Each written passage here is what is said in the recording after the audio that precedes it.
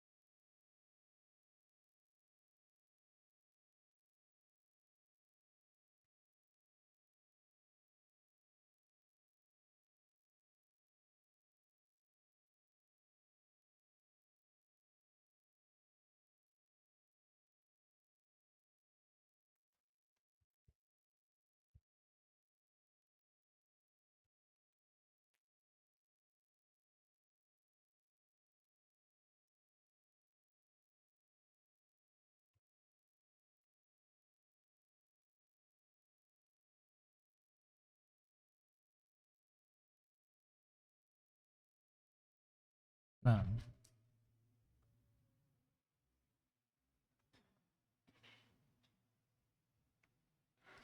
Tes, tes. Bismillah. Quran ya muallim. Qala al-muallif rahimahullahu ta'ala. Haddatsana Abu Ibda Usamah. bismillah, alhamdulillah, wassalatu wassalamu ala rasulillah. Nah, Bismillah. Assalatu wassalamu ala rasulillahi man la nabiyya wa la rasula ba'dah amma ba'd. Syukran laka ya muallim. Qala al-muallif rahimahullahu ta'ala. Haddatsana Abu Usamah an Jari ibn Hazim an Ya'lam al-Hakim qala akbaru dhanni annahu qala an Sa'id ibn Jubair qala qala Ibnu Umar radhiyallahu anhuma innal haya'a wal imana qurina jami'an fa idza rufi'a ahaduhuma rufi'a al-akhar. baik. Bismillahirrahmanirrahim. Alhamdulillah, wassalatu wassalamu ala rasulillah wa ala alihi wa sahbihi wa man walah. Masih kita bersama Kitabul Iman yang ditulis oleh Ibnu Abi Syaibah rahimahullah yang meninggal dunia pada tahun 235 Hijriah. Beliau mendatangkan di sini ucapan Abdullah bin Umar dengan sanad beliau sampai kepada Sa'id bin Jubair. Qala Ibnu Umar, berkata Ibnu Umar, yaitu Abdullah bin Umar bin Al-Khattab, semoga Allah meridai beliau dan juga bapaknya. Innal haya'a wal imana qurina jami'an.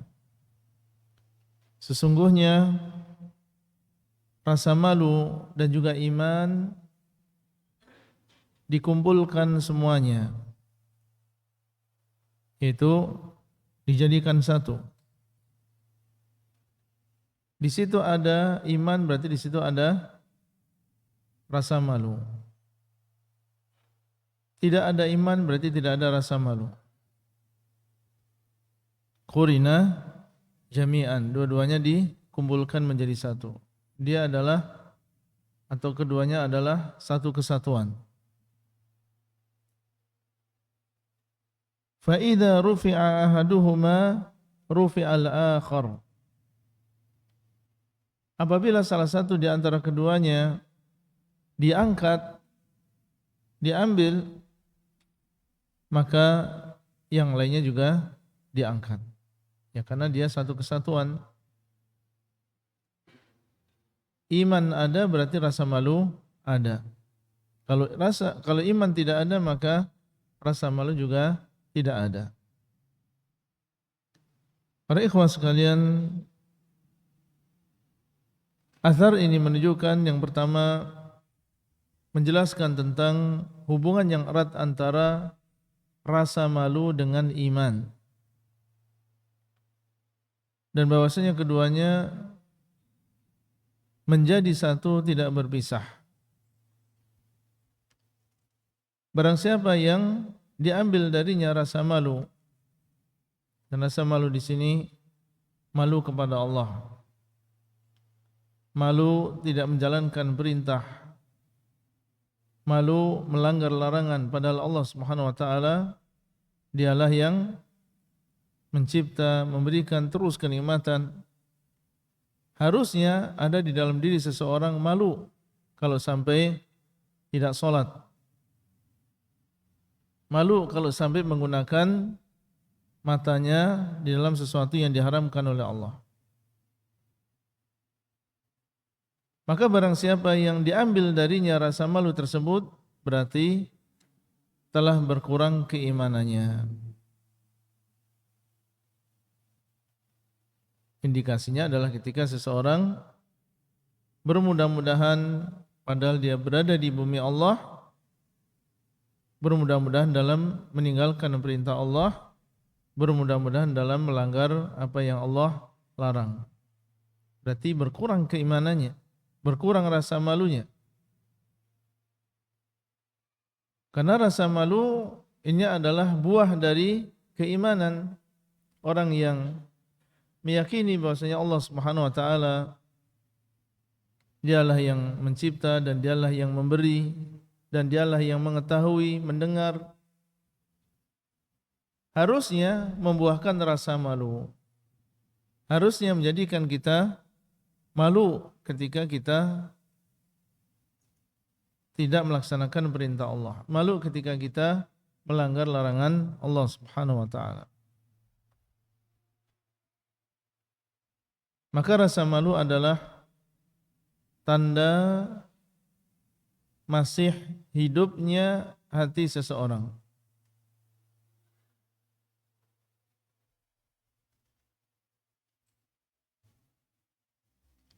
Dan di antara faedah yang bisa kita ambil dari athar yang mulia ini bahwa rasa malu adalah tanda keimanan. Barang siapa yang kurang rasa malunya berarti lemah imannya.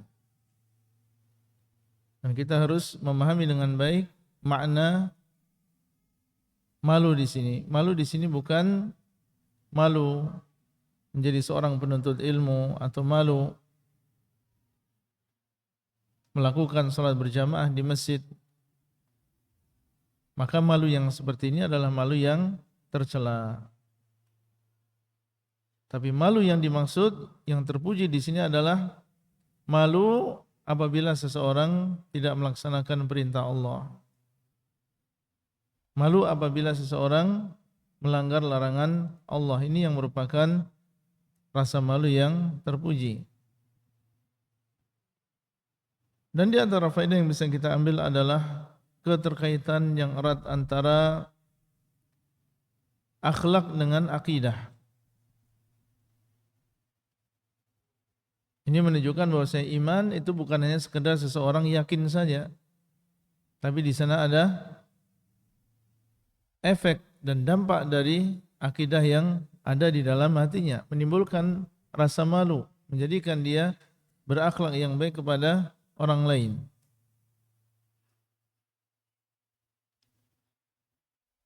Dan di antara faedah yang bisa kita ambil dari athar ini, di sini disebutkan oleh Ya'la ibnu Hakim, akbaru dhanni. Ya'la ibnu Hakim, rawi yang ada dalam athar ini, dia mengatakan kemungkinan besar, akbaru dhanni, dhanku yang paling besar adalah Sa'id bin Jubair. Kenapa beliau mengucapkan ucapan seperti itu? Kenapa tidak mengatakan langsung an Sa'id bin Jubair? Karena ada rasa takut di dalam diri beliau. Jangan sampai beliau berdusta.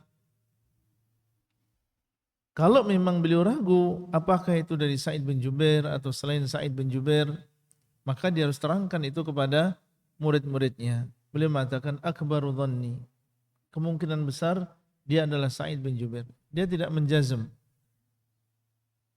supaya murid-muridnya juga belajar, oh seperti ini toh wara', oh seperti ini toh orang yang menyampaikan ilmu, tidak asal berbicara.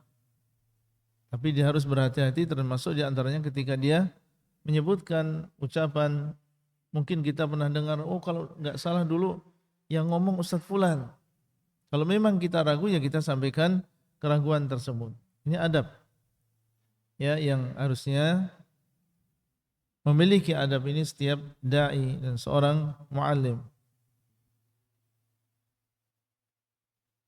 Nah, setelahnya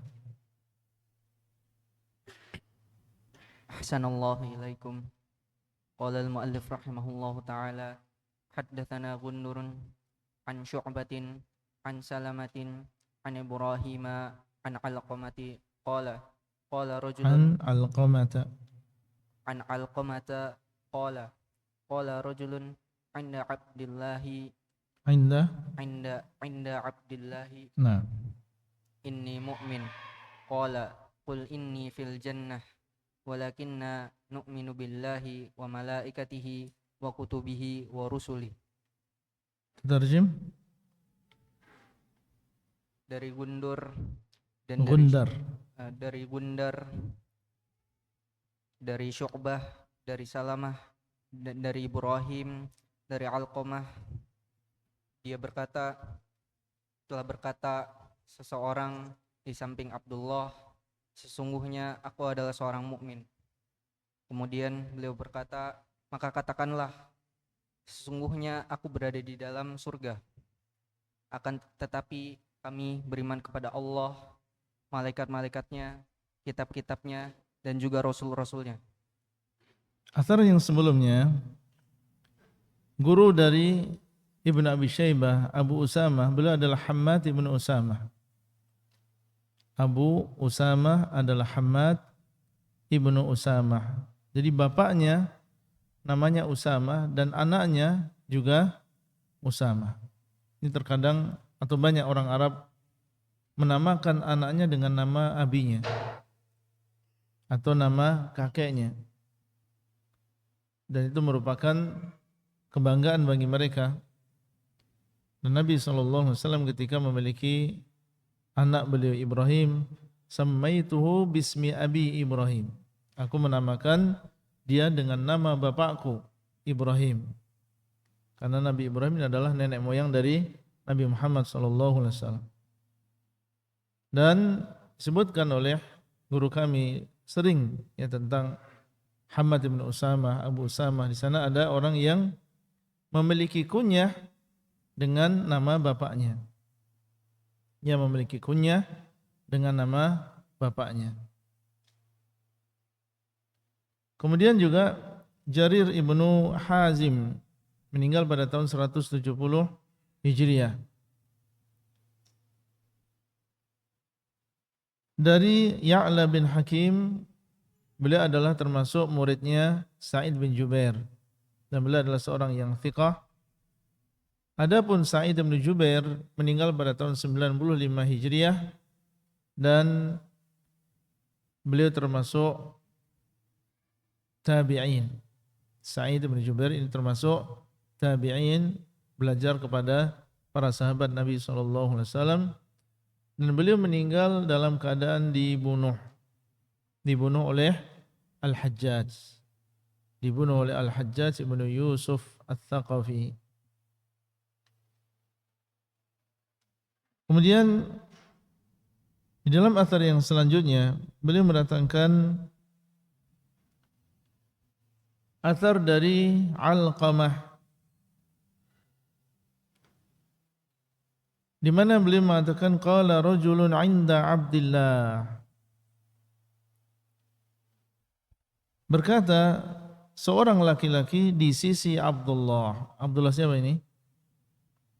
Abdullah ibnu Mas'ud. Antum kalau mendapatkan dalam athar atau di dalam hadis nama Abdullah saja dan itu adalah seorang sahabat Nabi SAW, maka yang dimaksud adalah Abdullah bin Mas'ud, bukan yang lain. Ini ghalibnya seperti itu, kebanyakannya seperti itu. Kalau mereka memaksudkan selain Abdullah bin Mas'ud, biasanya disebutkan nama bapaknya atau diketahui dengan konteksnya. Qala rajulun 'inda Abdullah, berkata seorang laki-laki di sisi Abdullah, berarti dekat dengan Abdullah bin Mas'ud. Inni mu'minun, sesungguhnya aku adalah orang yang beriman. Laki-laki ini mengatakan ucapan inni mu'minun dan dia menjazm. Ya, dia mengatakan ucapan tersebut dalam keadaan dia menjazm, memastikan bahwasanya imannya adalah iman yang sempurna. Karena ucapan inni mu'minun bisa dipahami demikian. Saya mukmin maksudnya adalah orang yang sempurna keimanannya. Maka ucapan yang demikian tentunya tidak boleh. Ini adalah tazkiyah. Allah mengatakan fala tuzakku anfusakum huwa a'lamu biman ittaqa. Janganlah kalian mentazkiyah diri kalian sendiri, mengatakan bahwa saya adalah orang yang sempurna keimanannya, enggak boleh. Oleh karena itu Abdullah bin Mas'ud mengingkari yang demikian. Qala qul inni fil jannah. Ya fulan, beliau ingkari dan beliau adalah seorang ulama sahabat, termasuk orang-orang yang pertama kali masuk Islam, keilmuan beliau dalam. Bahkan para sahabat dahulu merujuk kepada Abdullah bin Mas'ud. Maka beliau pun mengatakan qul inni fil jannah. Katakanlah, pastikan bahwasanya dirimu berada di dalam surga. Nah, kalau antum sudah bisa memastikan antum sempurna keimanannya, maka selanjutnya ucapkan bahwasanya saya pasti masuk dalam surga. Dan tidak ada di antara kita yang menjazm yang demikian.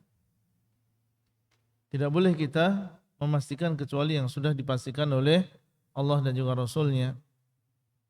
Seperti misalnya al-asharah al-mubasysyaruna bil jannah, Uqashah ibnu Mihsan dan para sahabat yang lain yang memang di sana ada kabar khusus jazm dari Nabi SAW bahwasanya mereka adalah penduduk surga. Adapun selainnya maka yurja lil muhsini wa yukhsha ala al-musi.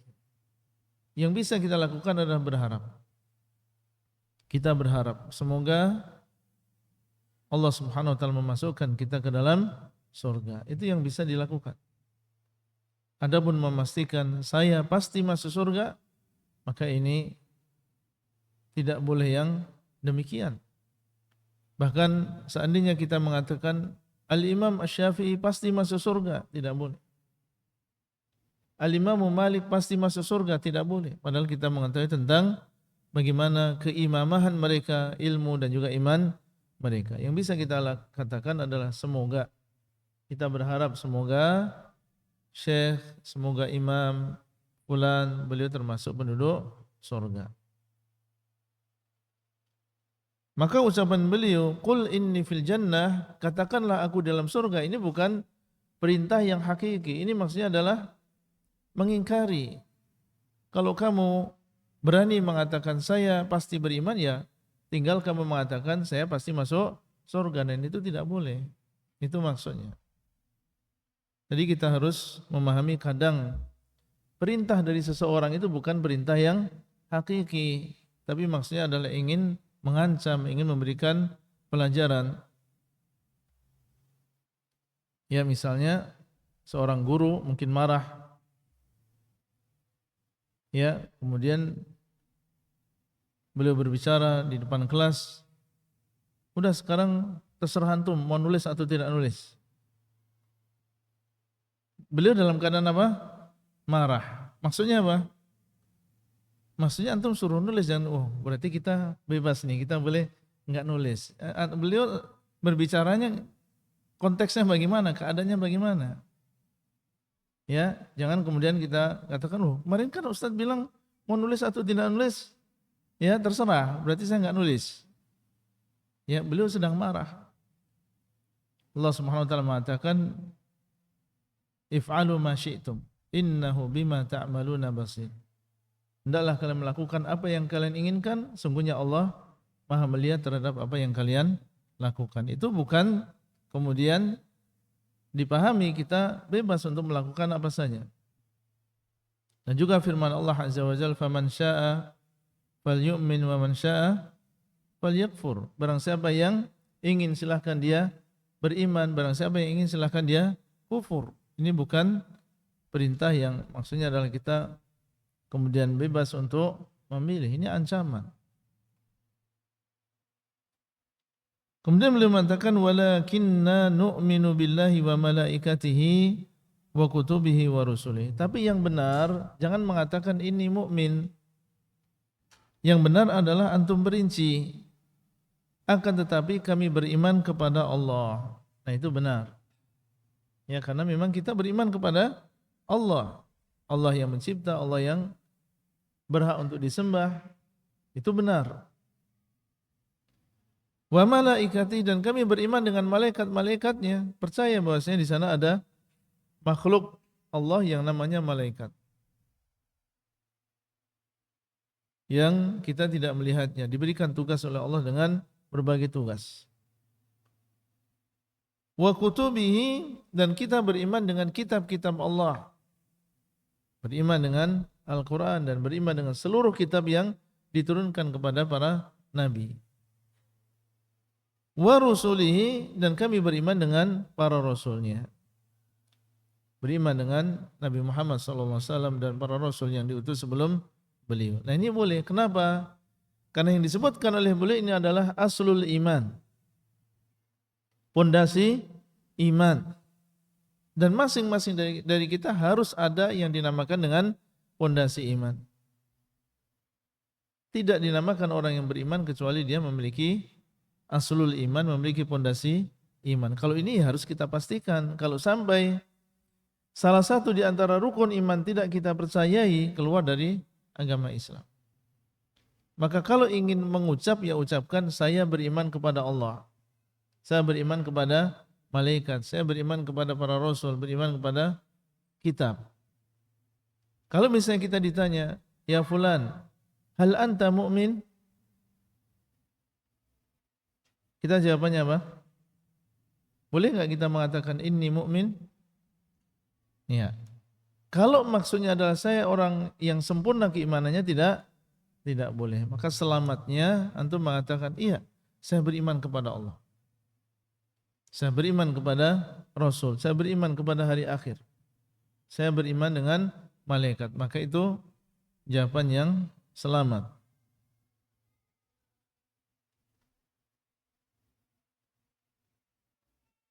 Adapun mengatakan inni mukmin dan mengatakan saya adalah orang yang beriman dan maksudnya adalah orang yang sempurna keimanannya, maka ini tidak boleh seseorang menjazam yang demikian. Kenapa? Kalau dia mengatakan demikian berarti dia sudah memastikan dirinya masuk ke dalam surga Allah Subhanahu wa taala. Permasalahan ini ayyuhal ikhwah di antara para ulama dinamakan dengan mas'alatul istithna'i fil iman. Masalah istithna. Istithna itu adalah pengecualian. Ya, seorang mengatakan, apa hukumnya mengatakan saya beriman insyaallah? Itu insyaallah itu dinamakan dengan istithna. Itu dibahas oleh para ulama. Dan di sini terjadi perbedaan antara Ahlus Sunnah dengan Ahlul Bidah. Kalau seseorang mengatakan ana mu'minun dan maksudnya adalah sempurna keimanannya, maka tidak boleh. Ya, maka tidak boleh. Tapi kalau dia mengatakan inni mu'minun, maksudnya adalah aslul iman, maka boleh. Innamal a'malu binniyat. Seorang itu sesuai dengan niatnya. Wa innamal likulli imri'in ma nawa. Faedah yang bisa kita ambil ayyuhal ikhwah, pertama, wajibnya kita menjauhkan diri kita dari tazkiyatun nafs, yaitu menyucikan diri sendiri, ya, memuji diri sendiri. Jangan seorang mengatakan saya adalah mukmin, dan maksudnya adalah memastikan dirinya sempurna keimanannya. Kemudian yang kedua, disyariatkannya kita mengatakan saya beriman kepada Allah, beriman kepada malaikat, beriman kepada Rasul. Itu lebih selamat daripada dia mengatakan ana mu'minun. Atau seandainya dia ingin selamat juga mengatakan ana mu'minun insyaallah, maka ini juga boleh. Karena ini tidak menjazm, kita tidak memastikan, kita mengatakan insyaallah. Dan yang dimaksud di sini ketika dia mengatakan ana mu'minun insyaallah, maksudnya adalah kamalu al-iman. Ya, tapi dia tidak menjazm yang demikian. Kemudian juga di antara faedah yang bisa kita ambil, hikmah yang dimiliki oleh Abdullah bin Mas'ud. Karena beliau bukan hanya mengingkari saja, tetapi juga menunjukkan yang sahih. Nah, ini manhaj kita di dalam berdakwah, mengajarin orang. Jangan kita hanya sekedar menyalahkan saja, tapi antum harus sudah siap mendatangkan solusinya apa. Orang datang ke kuburan dan mungkin dia mengaku saya cinta kepada Syekh Fulan. Antum ingkari, tapi antum juga sebutkan solusinya, bahwasanya mencintai ulama bukan dengan cara seperti itu. Mencintai ulama adalah dengan cara seperti ini dan seperti ini. Antum mengingkari dan sebutkan solusinya apa. Antum mengingkari misalnya tahlilan atau menghadiahkan bacaan Al-Quran untuk orang tua. Antum ingkari, tapi antum juga siap memberikan solusinya. Kalau kita ingin memberikan manfaat untuk orang tua, bisa dengan cara bersedekah. Sedekah atas nama orang tua, mengumrahkan, menghajikan, mendoakan. Itu namanya hikmah di dalam dakwah. Kemudian bahwasanya iman masuk di dalamnya rukun-rukun iman. Apa yang disebutkan oleh Abdullah bin Mas'ud di sini adalah rukun-rukun iman.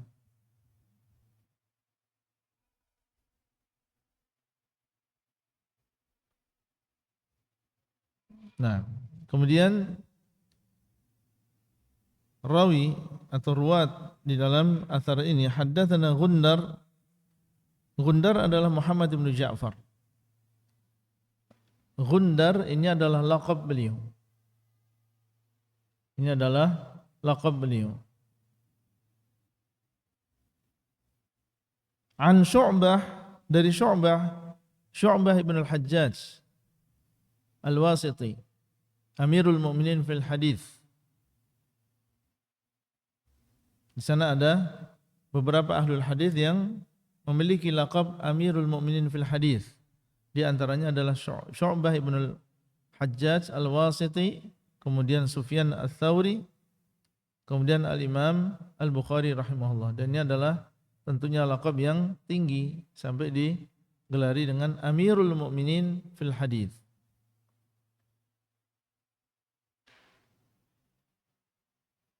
Kemudian selanjutnya adalah Salamah. Salamah di sini adalah Salamah ibn Kuhail al-Kufi, seorang yang thiqah. An Ibrahim, Ibrahim adalah Ibrahim an-Nakha'i, seorang tabi'in dari Kufah. An Alqamah, dari Alqamah an-Nakha'i, dan beliau juga termasuk tabi'in. Dan dua-duanya Ibrahim dengan Alqamah ini muridnya Abdullah bin Mas'ud. Berarti murid menukil dari murid. Kok bisa? Naam, karena terkadang seorang murid mungkin dia tidak hadir karena dia safar atau karena dia sakit. Kemudian murid yang lainnya pas hadir.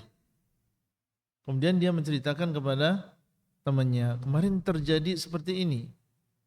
Ada seorang laki-laki yang berkata di samping Abdullah bin Mas'ud seperti ini. Diceritakan kepada Ibrahim karena sama-sama muridnya, akhirnya Ibrahim menceritakan kepada yang lain. Ini bisa dikatakan termasuk lataiful isnad ya. Seorang murid menukil dari murid yang lain.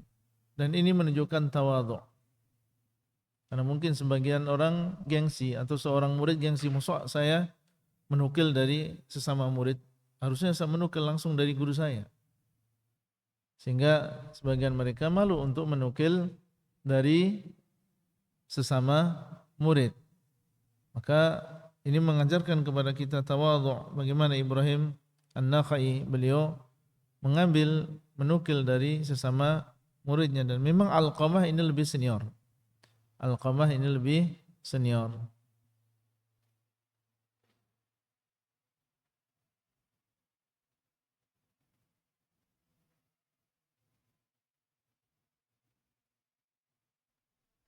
Nah, setelahnya.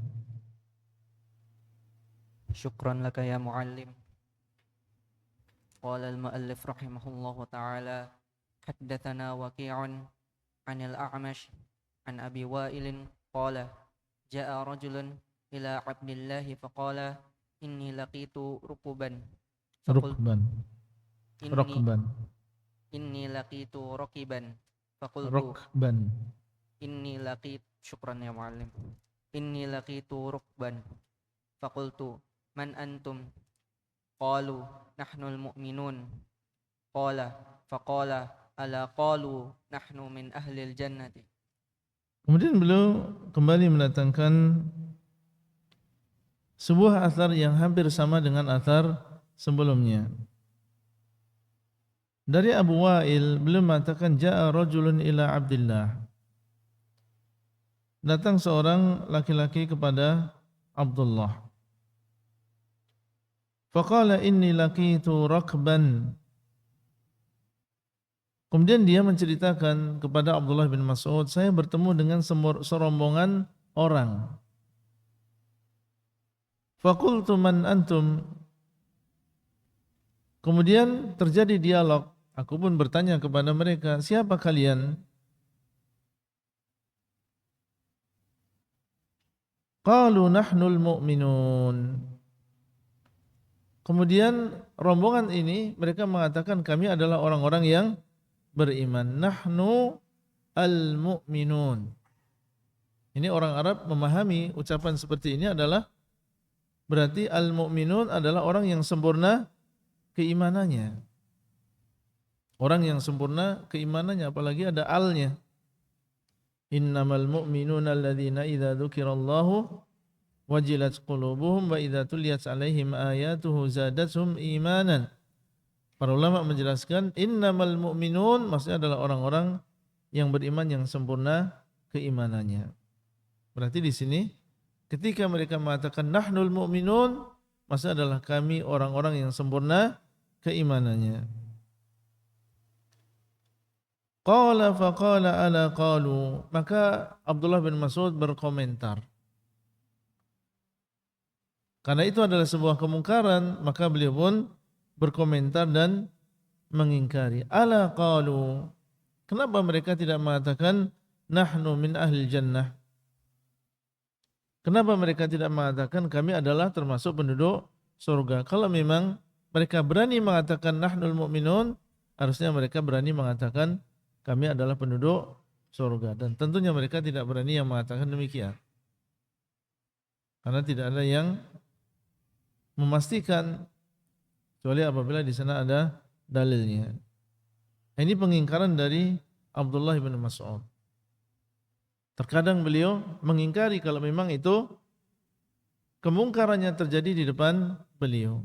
Tapi terkadang beliau mengingkari meskipun sudah terjadi, ya, dan di depannya ada orang yang melihat, karena itu bisa menjadi pelajaran bagi orang tersebut di masa yang akan datang.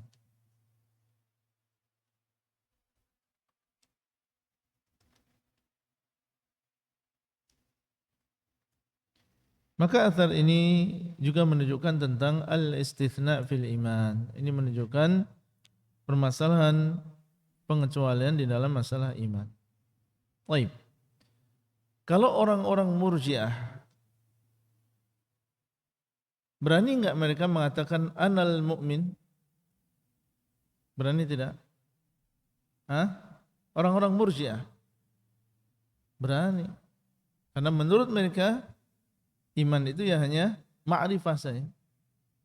Ini sudah sempurna keimanannya. Makanya sudah berlalu mereka meyakini bahwasanya imannya orang yang fasik di antara mereka sama dengan imannya Jibril. Sehingga mereka tidak ragu untuk mengatakan nahnul mu'minun, anal mu'min, tanpa mengatakan insyaallah. Berbeda dengan para salaf, ya, maka mereka tidak berani mengatakan yang demikian. Mereka mengatakan ana mu'minun insyaallah. Karena mereka khawatir dengan tazkiyah. Di antara faedah yang bisa kita ambil adalah larangan untuk mentazkiyah diri sendiri dengan keimanan yang sempurna. Kemudian juga adab, di antara adab orang yang beriman, jangan sampai dia memastikan dirinya memiliki keimanan yang sempurna. Tapi hendaklah dia berharap pada Allah Subhanahu wa taala. Kemudian juga di antara faedah yang bisa kita ambil, bagaimana para sahabat radhiyallahu taala anhum yang mengajar dengan metode yang isinya adalah mentarbiyah.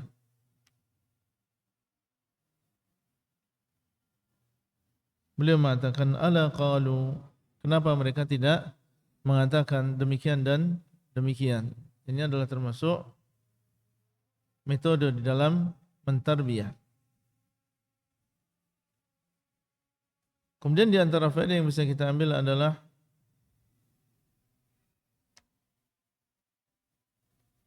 bahwasanya para salaf dahulu mereka sangat menjaga lisannya, apalagi di dalam masalah akidah.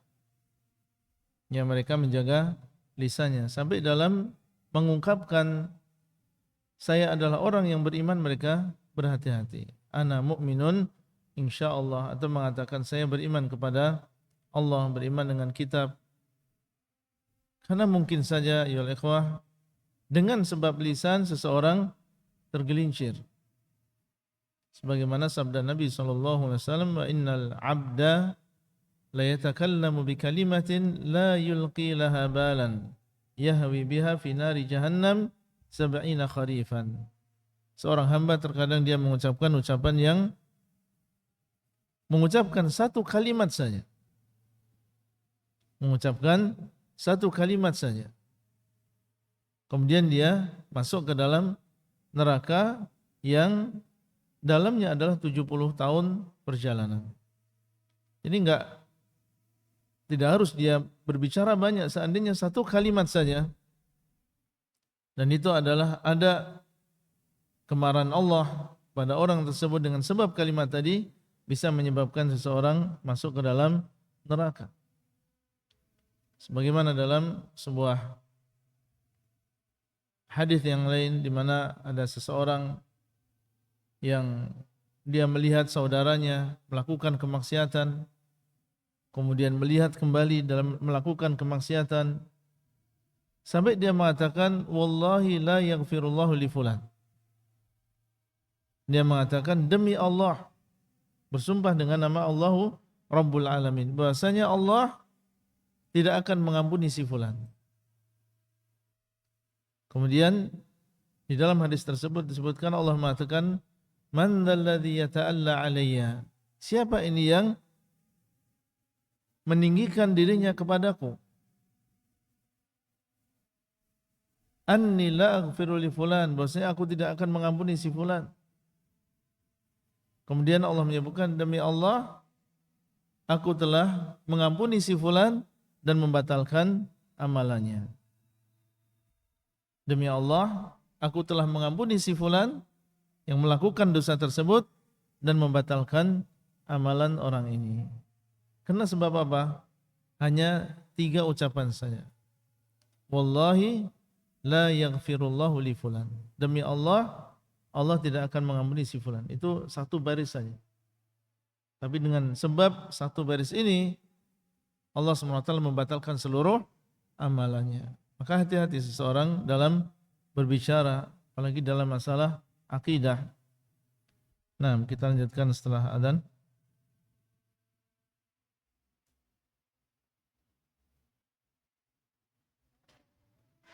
Yang punya pertanyaan ditulis dan disampaikan ke qari.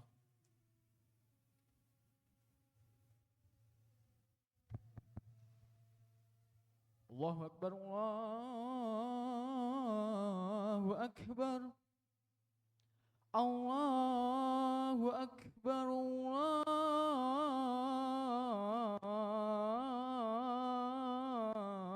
Akbar. Asyhadu an la ilaha illallah.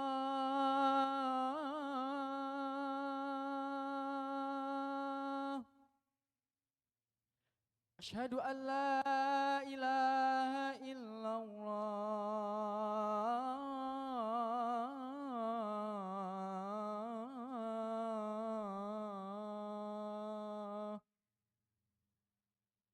Asyhadu anna Muhammadar Rasulullah.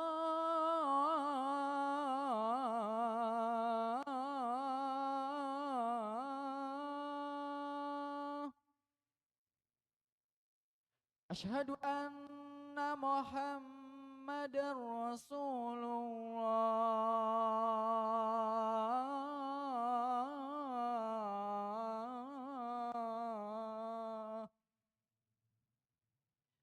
Hayya 'ala shalah.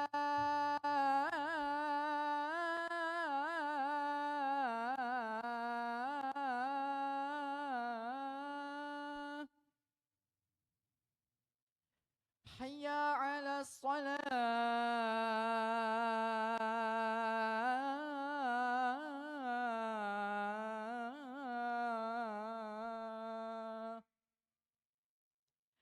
Hayya 'alal falah.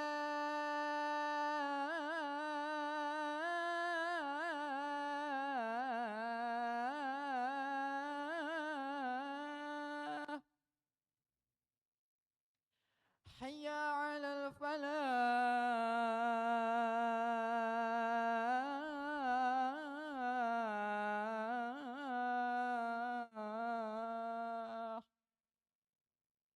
Allahu Akbar, Allahu Akbar. La ilaha illallah.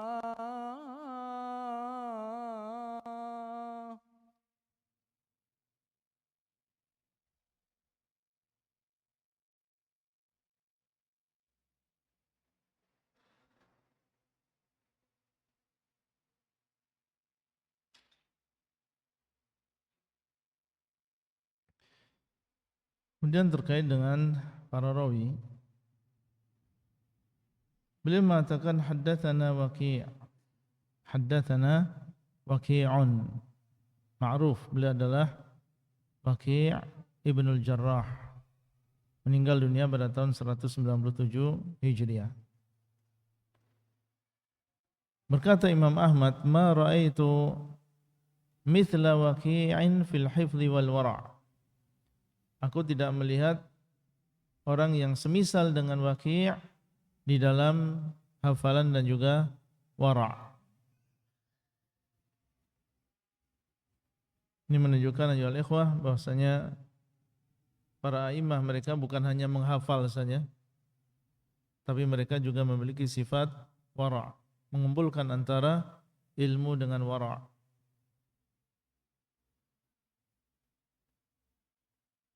Anil A'mash, dari Al-A'mash, beliau adalah Sulaiman ibn Mihran. Sulaiman ibn Mihran, laqabnya adalah Al-A'mash. Dan beliau adalah seorang yang thiqah, hafidh, termasuk kibari al-muhaddithin. Dan di dalam terjemah beliau sebutkan bahwasanya beliau adalah termasuk minal ubbadi az-zuhad. Beliau termasuk ahli ibadah yang zuhud. Jadi bukan hanya ilmu saja, beliau juga termasuk ahli ibadah. Nah, ini menjadi pelajaran bagi kita semuanya tentang pentingnya kita memperhatikan ibadah kita. Jangan hanya semangat belajar bahasa Arab, semangat menghafal hadis, ya belajar akidah, tapi kita juga perhatikan ibadah kita kepada Allah Subhanahu wa taala. Beliau termasuk ubbad, ya termasuk ahli ibadah. Dan beliau juga termasuk orang yang zuhud. Orang yang zuhud adalah orang yang dia tidak tergantung hatinya kepada dunia. Tidak tergantung hatinya kepada dunia. Dan maksudnya bukan berarti dia tidak punya dunia. Mungkin saja seseorang dia adalah orang yang zuhud, tapi dia adalah orang yang fakir, tapi dia adalah orang yang kaya, dan dia adalah orang yang zuhud. Dia punya kendaraan, dia punya rumah, dia punya harta, tapi dia di sisi Allah adalah orang yang zuhud. Kenapa demikian? Karena dia tidak tergantung hatinya dengan harta tersebut. Dia yang mengatur hartanya, bukan harta yang mengatur dia. Dia yang mengatur hartanya. Kapan saja Allah perintahkan untuk mengeluarkan harta tersebut dalam satu jalan di antara jalan-jalan Allah, maka dia akan keluarkan tanpa ragu-ragu. Waktunya mengeluarkan zakat, ya dia akan mengeluarkan zakat. Waktunya membantu orang, ya dia akan keluarkan untuk membantu orang. Itu berarti dia menguasai hartanya. Mungkin saja orang yang zuhud dia punya harta yang banyak, bukan harta yang menguasai dia. Kalau sampai hartanya menguasai dia, ya sehingga dia pun terkungkung, dia tidak mau berinfak, ya dikendalikan oleh hartanya, dikendalikan oleh usahanya, maka ini baru keluar dari zuhud. Bahkan seandainya di sana ada orang yang pas-pasan sekalipun, tapi kalau keadaannya dunia yang menyetir dia, berarti dia bukan orang yang zuhud. Para ulama mereka dikenal sebagai orang yang zuhud. Kemudian Abu Wa'il, beliau adalah Syaqiq ibn Salamah al-Asadi. Thiqatun abid, dia adalah orang yang thiqah, terpercaya dari sisi hafalannya, terpercaya dari sisi amanahnya. Abid, orang yang ahli beribadah. Beliau meriwayatkan dari Abdullah bin Mas'ud. Nah, selalu sampai di situ dulu yang bisa saya sampaikan. Masih ada waktu, mungkin kita lanjutkan dengan tanya jawab. Nah, Bismillah. Ahsanallahu ilaikum. Izin bertanya, Ustadzuna, apa yang dimaksud dengan murjiatul fuqaha? Apa yang mereka lakukan sehingga bisa diberikan julukan seperti itu? Jazakumullahu khairan. murji'atul fuqaha adalah al-fuqaha yang mereka mengatakan bahwasanya iman adalah apa yang ada di dalam hati dan diucapkan oleh lisan. Mereka lebih mending daripada orang-orang Jahmiyah. lebih mending daripada orang-orang Karramiyah. Jahmiyah mengatakan bahwasanya iman adalah ma'rifah saja. Karramiyah mengatakan bahwasanya iman adalah diucapkan oleh lisan. Yang pertama mengatakan iman adalah yang di dalam hati. Karramiyah mengatakan iman adalah diucapkan oleh lisan. Murji'atul fuqaha mending karena dia menggabungkan antara keduanya. Yaitu iman adalah apa yang ada di dalam hati dan diucapkan oleh lisan. Tetapi mereka dimasukkan dalam murji'ah. Kenapa? Karena sama di dalam keyakinan bahwasanya amalan bukan termasuk iman. Ya, amalan bukan termasuk iman. Sehingga mereka dikenal dengan murji'atu al-fuqaha. Dan ini adalah yang paling mending dari yang dinamakan dengan murji'ah tadi. Karena mereka meyakini bahwa iman adalah yang ada dalam hati dan juga diucapkan oleh lisan. Nah,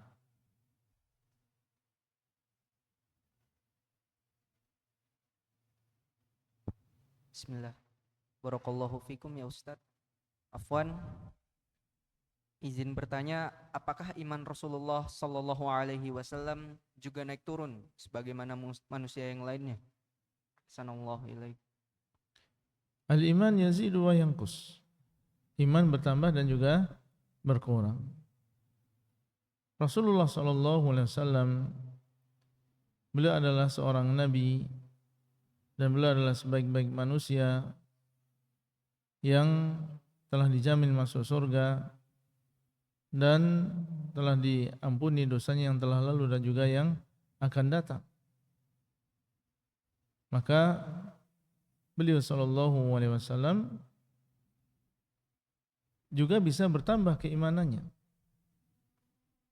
Sehingga di dalam sebuah ayat ketika Allah Subhanahu wa taala mengatakan alladzina qala lahumun nas innan nasa qad jama'u lakum fakhshawhum fazadahum imanan wa qalu hasbunallahu wa ni'mal wakil.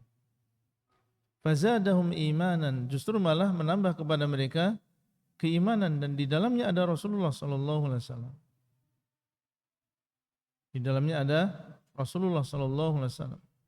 Dan Allah mengatakan innamal mu'minuna alladzina idza dzukirallah wajilat qulubuhum wa idza tuliyat 'alaihim ayatuhu zadatuhum imanan. Berarti orang-orang yang beriman secara umum apabila dibacakan kepada mereka ayat-ayat Allah SWT bertambah keimanannya. Nah,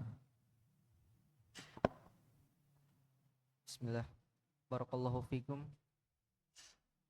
Afwan, izin bertanya ya Ustadz, jika seseorang berbuat dosa, maka imannya akan berkurang. Apakah jika terus-menerus berbuat dosa, imannya bisa habis sehingga tidak memiliki iman padanya? sebagaimana disebutkan oleh sebagian salaf, seperti Sufyan bin Uyainah ketika beliau mengatakan bahwa al-iman yazidu wa yanqus. Kemudian adiknya mengatakan la taqul yanqus, yazidu wa la taqul yanqus. Dia bertambah tapi jangan engkau mengatakan berkurang. Maka Sufyan bin Uyainah mengatakan uskud ya sabi, yanqus hatta la yabqa minhu syai'. Bahkan iman itu berkurang sehingga tidak ada sisa sedikit pun dari keimanan tadi. Ayyuhal ikhwah, tentunya ini sesuatu yang menjadikan kita takut. Karena iman yang kita miliki itu bukan sesuatu yang mabni, yang terus-menerus seperti itu, tapi dia bisa berkurang. Dan tentunya seseorang khawatir apabila sesuatu bisa berkurang hatta la yabqa minhu syai', sehingga tidak tersisa sedikit pun dari keimanan. Ini ada dua makna. Makna yang pertama, tidak tersisa dari dirinya sedikit pun dari keimanan Maksudnya adalah sampai pondasi keimanan tidak tersisa. Dan tentunya ini apabila seseorang melakukan dosa yang mengeluarkan dia dari agama Islam seperti syirik yang besar atau kekufuran yang besar, kenifakan yang besar, kalau sampai dilakukan maka la yabqa minhu syai', tidak ada sedikit pun keimanan di dalam dirinya. Itu makna yang pertama. Atau makna yang kedua, maksudnya adalah al-atharu zahir, tidak tersisa dari zahirnya. Keimanan zahirnya dia sudah tidak tersisa. Kalau sudah sangat lemah sekali, maka tidak terlihat dia melakukan sholat, tidak terlihat dia melakukan membaca Al-Quran, tidak terlihat dia berpuasa. Amalan zahirnya tidak kelihatan. Itu yang tidak tersisa. Tapi masih ada di dalam hatinya setitik dari keimanan. Meskipun hanya seberat darah atau syairah, tapi masih tersisa di dalam dirinya sedikit dari keimanan. Ini makna yang kedua. Jadi kalau itu adalah berupa kesyirikan yang besar, kenifakan yang besar, maka ini mengeluarkan seseorang dari agama Islam. Adapun dosa selain itu, yang di bawah itu, maka bagaimanapun banyaknya, dia tidak akan mengeluarkan seseorang dari agama Islam. Tapi akan terus mengurangi keimanan dia sehingga tidak tersisa kecuali misalnya satu dzarrah dari keimanan. Ya, seberat dzarrah. Dzarrah adalah semut yang kecil, yang kalau kita taruh di jari kita tidak merasa di situ ada semut. Ya, ini permisalan ya orang yang melakukan banyak dosa sehingga berkurang terus keimanannya, dan ini tentunya sangat mengkhawatirkan yang demikian. Ayyuhal ikhwah, kalau sampai seseorang kehilangan iman, maka diharamkan baginya surga dan tempat kembalinya adalah neraka, negeri azab selamanya di sana, dan tidak ada yang menolong. Ya, bapaknya tidak bisa menolong, ustadznya tidak bisa menolong, temannya tidak bisa menolong, selamanya di sana dengan azab yang pedih. Semoga Allah Subhanahu wa taala senantiasa menjaga keimanan kita dan menghidupkan kita di atas iman dan mematikan kita di atas iman, dan semoga Allah SWT memasukkan kita ke dalam surga dan menjauhkan kita dari nerakanya. Demikian yang bisa kita sampaikan. Sallallahu ala nabiyina Muhammadin wa ala alihi wa sahbihi ajma'in. Wassalamualaikum warahmatullahi wabarakatuh.